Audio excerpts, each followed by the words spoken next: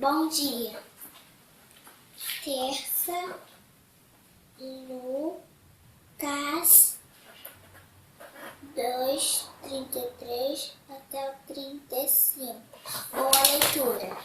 Bom dia, boa tarde, boa noite, meu querido irmão. Começando mais uma devocional diária. Hoje é 15 de setembro. Já, graças a Deus, termina hoje a primeira quinzena de setembro. Vamos juntos rumo ao mês de outubro, iniciando amanhã a segunda quinzena de setembro. Nosso texto, nossa parceirinha já leu agora há pouco, Lucas capítulo 2, versos de 33 a 35, acerca do cântico de Simeão. Simeão era aquele senhor já bem idoso que ficava à porta do templo, e lhe foi revelado pelo Espírito que ele não morreria sem antes ver o Senhor. E de repente ele se encontra no templo, como sempre costumava fazer, e José e Maria trazem Jesus para o ato da circuncisão.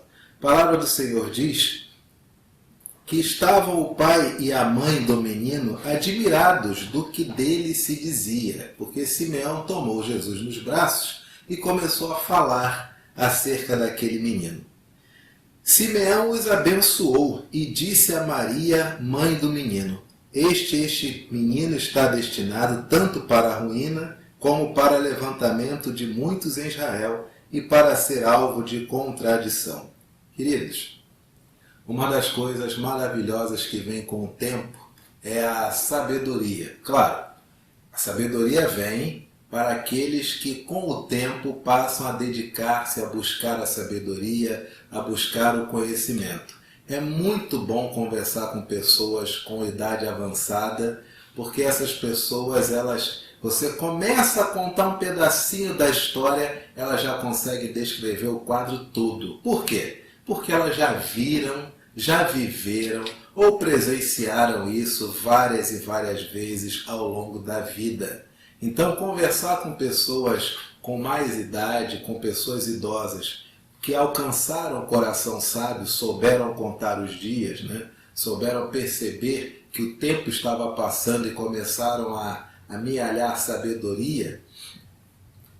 Conversar com pessoas idosas e que são sábias é um manjar, é uma coisa maravilhosa, é um pudim de leite. Você poder conversar com gente idosa que compartilha a sabedoria. Simeão é um homem idoso que tem uma coisa que vem junto com a sabedoria, e preste atenção nisso por gentileza, porque você tem que ser sábio e ao mesmo tempo você também deve ter sensibilidade.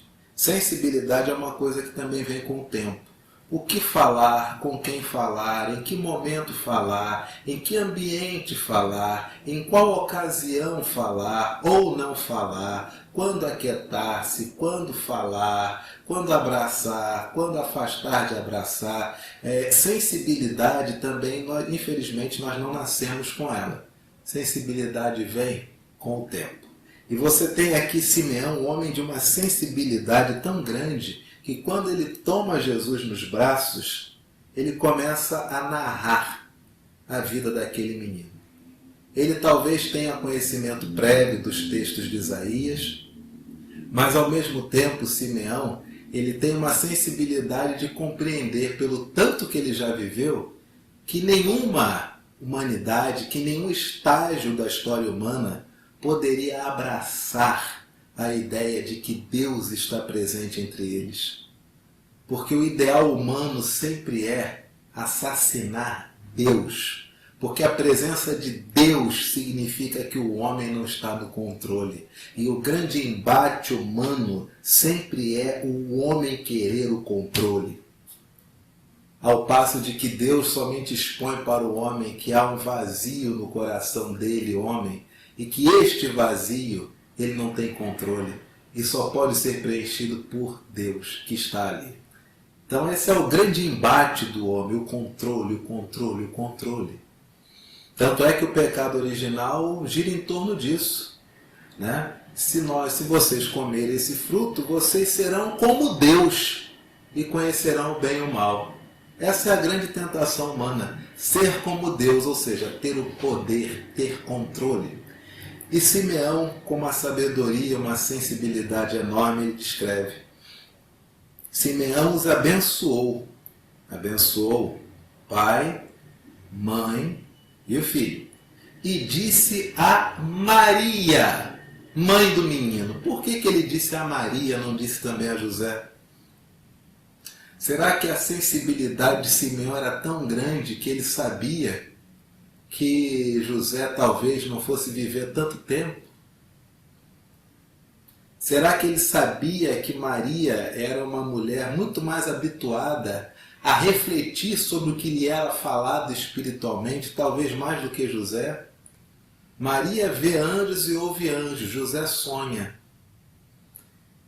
Eu não sei por que Simeão se dirige a Maria. Talvez Simeão conhecesse Gênesis 3,15, que fala que o fruto do ventre, né, o filho da mulher, pisaria na cabeça da serpente.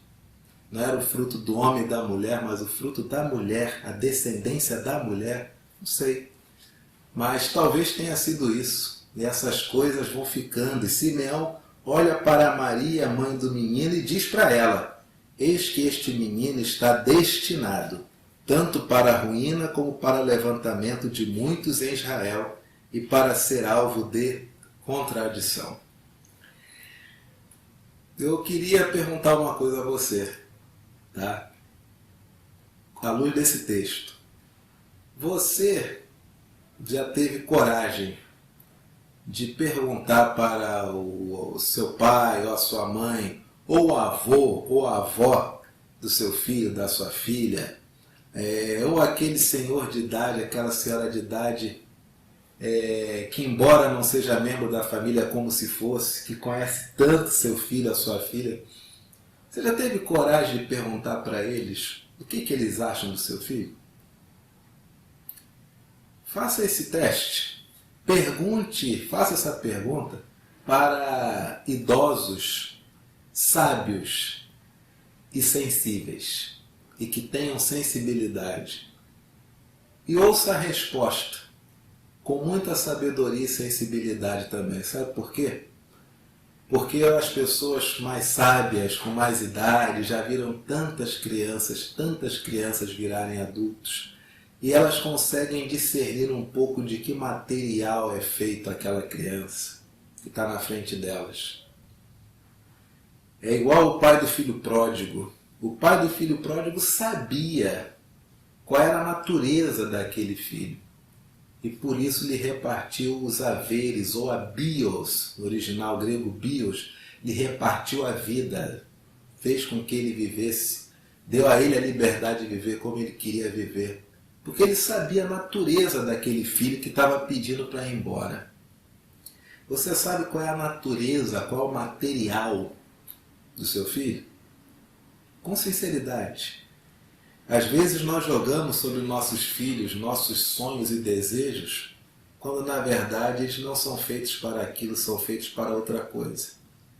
E nem sempre nós temos coragem de perguntar para alguém sábio e sensível e que tenha sensibilidade o que ele observa no nosso filho. Porque dependendo da observação, começa a ruir no nosso imaginário a perfeição dos nossos filhos. E nossos filhos não são perfeitos. Você sabe disso. Ou talvez não saiba, eu sei, minha filha não é perfeita. Né? E mesmo assim, quando cai esse castelinho imaginário de que nossos filhos são perfeitos, há em alguns pais uma sensação de revolta, de tristeza. Não faça isso. Pelo contrário, invista no seu filho. Os pontos onde ele não é forte, veja se vale a pena incentivar. Os pontos onde ele é forte, aplauda para que ele desenvolva cada vez mais. Mas é necessário isso. Gente no nosso entorno que seja sábia e que tenha sensibilidade. Que Deus te abençoe, que Deus te dê uma excelente terça-feira e conte sempre conosco. Estamos aqui quase todos os dias, mas sempre querendo o melhor para você e para a sua família. Paz.